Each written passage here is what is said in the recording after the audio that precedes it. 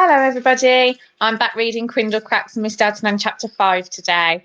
Last we heard, Ruskin, our main character, was having breakfast with his mum and his dad, who were very similar to him. But his old friend, who's not very nice, threw a ball through their window. So let's find out what happens now. Chapter 5. Ruskin's dad was sitting on the bed, surrounded by model animals. Some of them were made of fluffy material, some plastic. There were all kinds of creatures: penguins, snakes, bats, elephants, lions, tigers, giraffes, bears, seals, dolphins. Every time Winston got fed up, he would sit on his bed and talk to them. Ruskin put the slice of toast on the bedside cabinet and sat next to his dad on the bed. "How are the animals today?" Ruskin asked. "Fine," Winston replied. "The fluff's coming off the penguins," Ruskin noticed. "It's not my fault," Winston replied. Years ago, before Ruskin was born, Winston had worked in a zoo. He wore a baggy, dark green uniform with shiny buttons and a cap that wouldn't fit over his frizzy hair. Winston had been very happy when he was a zookeeper. He loved all the animals and looked after them carefully. And then, one day, he got the sack and he didn't have a job anymore.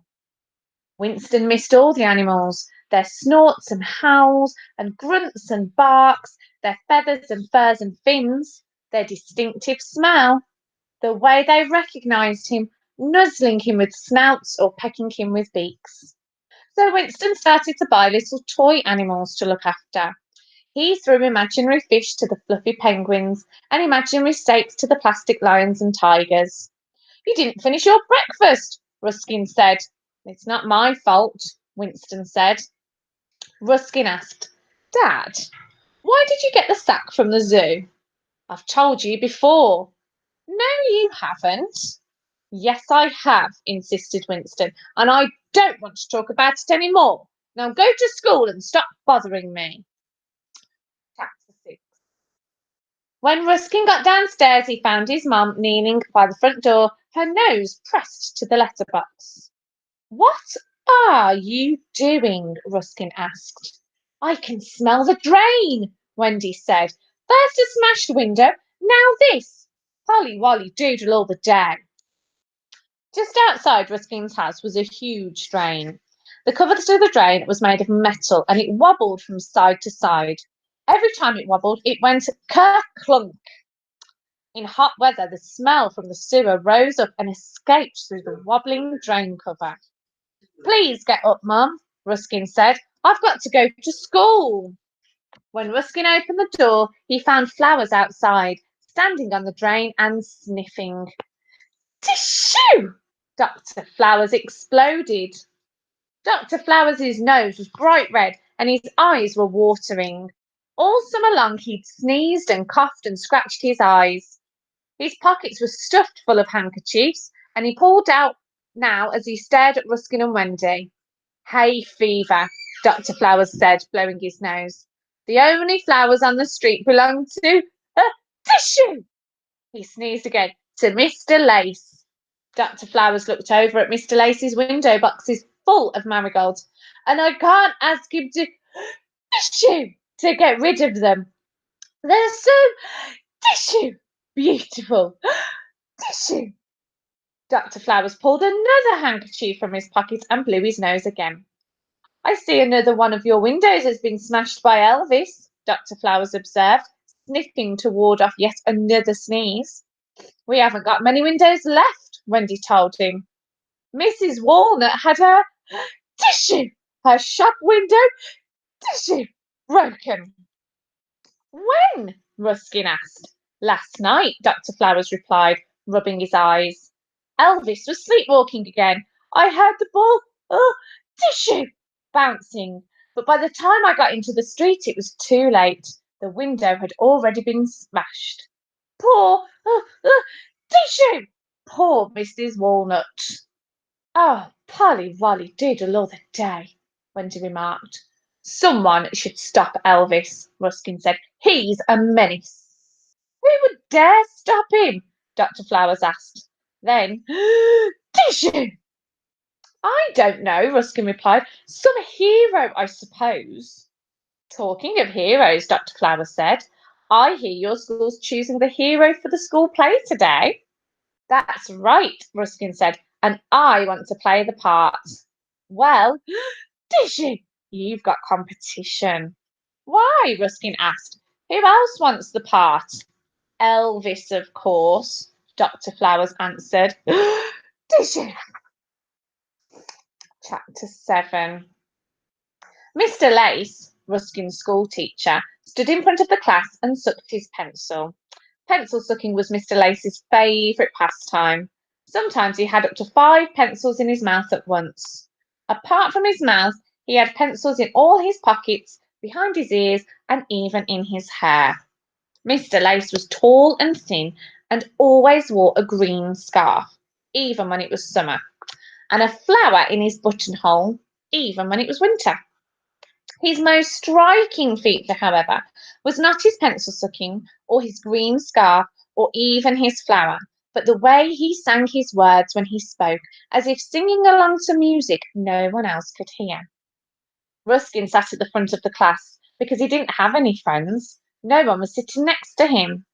The only other person to have a whole desk to himself was Elvis Cave. Elvis, however, sat alone because his padded shoulders left no room for anyone else. He spent all his time talking to Sparky Walnut, who sat on the desk behind, or bouncing his ball. Da-boing went the ball. Heroes, heroes, heroes, Mr. Lace said, or sang. What a problem heroes can be, don't you think, class? Yes, Mr. Lace, the class replied. Mr. Lace ran his fingers through his hair. A few pencils fell to the floor. He picked one up and started to suck it. Who is to play our hero? Mr. Lace said. That is our problem, and that's why we've got this. Mr. Lace indicated to something that had been at the front of the class since first thing that morning. No one knew what it was because it was covered with white sheets, but it was very big. Can you guess what's under the sheets? Asked Mr. Lace. A taxicab, someone suggested. No, Mr. Lace replied. A speedboat, someone else suggested. No, no, no, Mr. Lace said, waving his hands in the air impatiently. It has something to do with the play. The class thought for a while. Is it alive or dead? Sparky asked. Well, it's dead now, Mr. Lace replied, but our imagination will bring it to glorious life. A tree, someone suggested. No, Mr. Lace replied. A hill. No, a hill alive with ants. Mr. Lace was desperate now. No, he cried in frustration, more pencils falling from his hair. You can't be as silly as this. Think, class, think. Ruskin had guessed what was under the sheets ages ago, but only spoke now. A dragon, Rusky said. Mr. Lace looked at him and smiled triumphantly. At last, he exclaimed. Of course. There's Mr. Lace, and that's the dragon under the sheet. And he pulled the sheets away, revealing a large green dragon. It was made of paper and chicken wire, with red milk bottle top for eyes and cardboard egg cartons for the humps on its back. It had claws, sharp teeth, and a tail with a point at the end. Ruskin shuffled with excitement. Right, said Mr. Lace. Now you can see what you'll have to confront in the play. Who wants to battle with the dragon? For a moment, no one moved. Come on, Mr. Lace urged. Who's our hero? Elvis put his hand up. Only Elvis? Mr. Lace asked, glancing at Ruskin. Slowly, Ruskin put his hand up as well. Very well, Mr. Lace said. We have 2 contenders, Ruskin Splinter and Elvis Cave. Ruskin, you can be first. Come up to the front and stand next to the dragon. Ruskin's legs were shaking as he walked to the front of the class. The dragon was so big beside him, he felt insignificant in its shadow. The class started to laugh. Shush now, Mr. Lace insisted. Give him a chance to say his lines. But the laughing got louder. Shush, class, Mr. Lace pleaded, waving his hands in the air. Give Ruskin a chance. But it was no good. The sight of Ruskin standing beside the dragon and wanting to be a hero was just too much for the class. Their laughter grew louder and louder and louder. Some of them pointed at Ruskin and cried, He's so small. Others cried, He's so thin. Others cried, His hair's all red and frizzy. Shush now, Mr. Lace yelled. Then he looked at Ruskin and said, You'd best sit down, Ruskin. I'm afraid the idea of you playing the hero is making the class laugh so much they might all burst a blood vessel. Sadly and slowly, Ruskin walked back to his seat and sat down.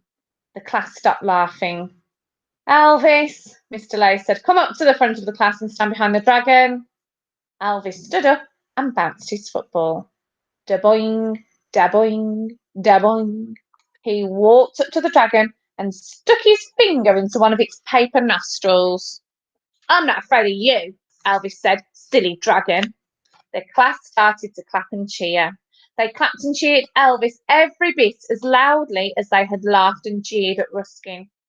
Elvis goaded them on. I'm the hero, he yelled. Yeah, yeah, yeah, roared the class. Very well, Mr. Lace said. Elvis will be our hero. Poor Ruskin. Tune in tomorrow to read the next chapter, chapter 8.